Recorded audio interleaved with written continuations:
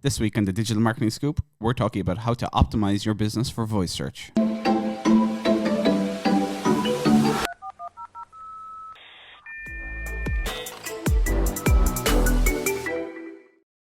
Hey everyone, welcome to this week's episode of the Digital Marketing Scoop. So this week we're going to be chatting about voice search. So things like, Amazon Echo, Google Home, basically interacting with your phone when you say, okay, Google. I've just probably triggered. Oh. Here's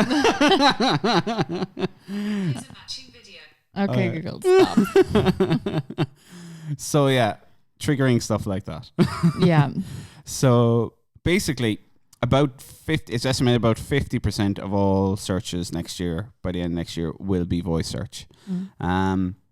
So how you interact with voice search is very, very different to how you interact with a regular Google search, basically. Yeah.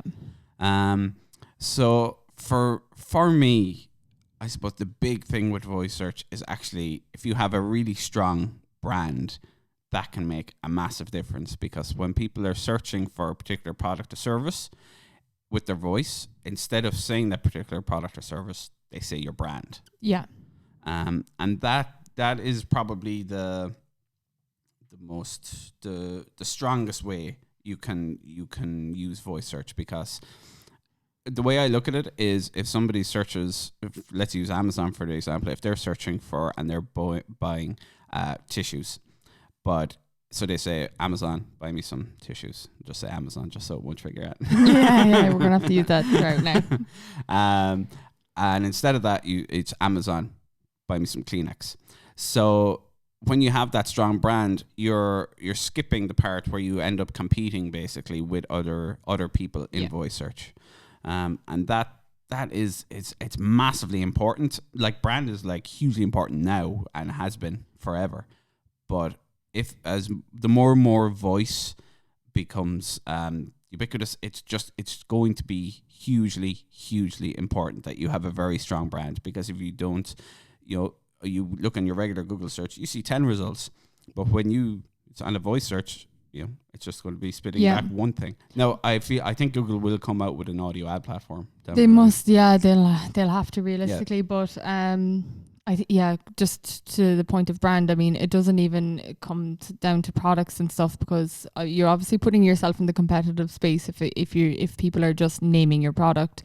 But also with services, I mean, say like I personally don't know any plumbers, so I'd be saying, okay, I'm not gonna say it could be rears, but I'd be like, Joe, find me a plumber. Yeah.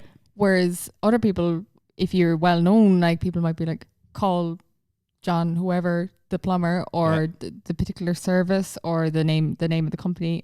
Yeah. That is good. It's vital. Yeah. And it immediately you're ahead of the competition. So it is hugely important. Yeah. I suppose another factor, is that is about 22% of voice queries are on kind of local searches. Yeah.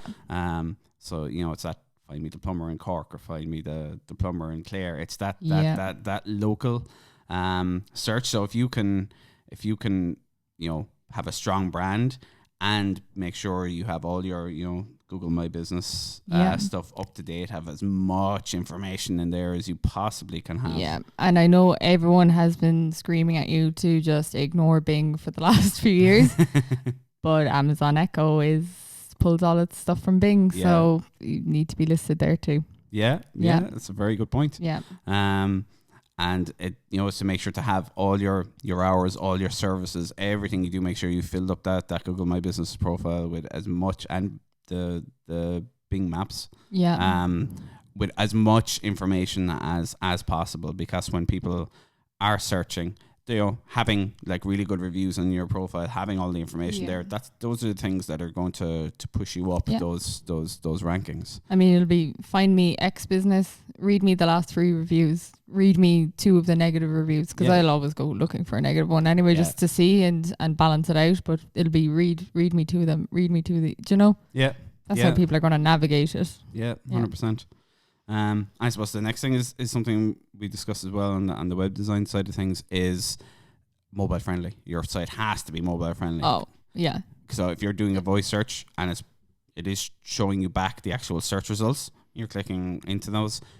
Your site just has to be Wi-Fi. All your voice searches are either going to be on the phone or your Google Home, your Amazon Alexa, all those smart devices. Yeah. It isn't really happening on a desktop. So if your site is not mobile optimized, you are going to lose out massively in voice search. Yeah, and the other thing as well is that even if people are using devices, like when I use my Google Home, it will tell me, oh, you need to go look at this information. I've popped the link in your app. Yeah. So I go in and I go, all right, okay. Yeah. Where until it gets, I know it'll get more advanced and it'll be able to spit that information back at me sooner rather than later, no doubt. But for now, people are still being sent a little bit to websites for anything it can't answer for you. I suppose that kind of brings us on to, with regards the types of searches that you do. So they're much more conversational versus when you're typing stuff into Google.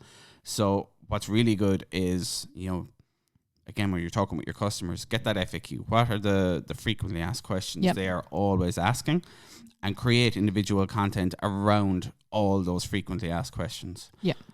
Because you're going to have a much better chance of ranking for voice searches if you have individual pages with content on those specific voice queries. Yeah, exactly. I mean, it is different because everyone's point of focus for years now has been on how do people put words into a search engine.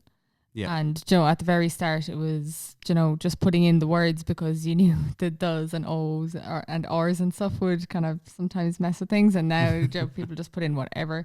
But now it's at the point really where it's you have to think if you were sitting across from someone and they needed to ask you what kind of questions, how would they phrase it? Yep.